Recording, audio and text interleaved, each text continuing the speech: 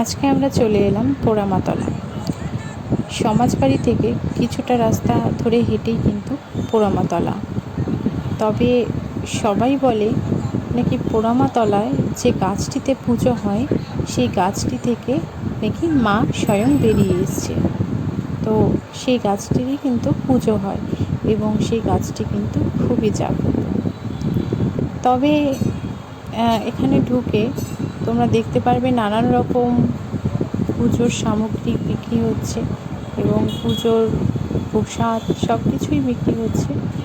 সেখান থেকে কিন্তু তোমরা কিনে পুজো দিতে পারো মাকে। তোমরা একবার হলে অবশ্যই মা পোড়ামাতলায় এসেও মাকে পুজো দিয়েছে। মা কিন্তু খুব জাগ্রত। তোমরা দেখতেই পাচ্ছ এই গাছটিতে কিন্তু সবাই পুজো করছে। তবে যার যেভাবে ইচ্ছে সে সেভাবে পুজো দিতে পারে। কেউ কেউ গাছটিতে পুজো দিয়ে গাছের কানে কানে কিন্তু মনস্কামনা জানায়। অনেকের নাকি মনস্কামনা পূরণও হয়েছে। তবে এখানকার যে গাছগুলো আছে, প্রচুর গাছ রয়েছে। এই গাছগুলো কিন্তু বহু বছরের পুরনো। তোমরা আসলে দেখলেই বুঝবে যে এই গাছগুলো অনেক বছরের, বহু বছরের পুরনো গাছ।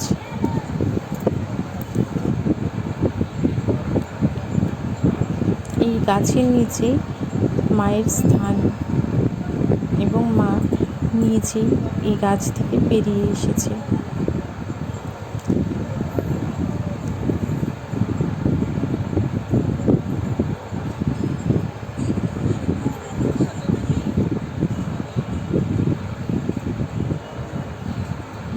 আর এখানেই কিন্তু সমস্ত পুজোর সামগ্রী পাওয়া যায়।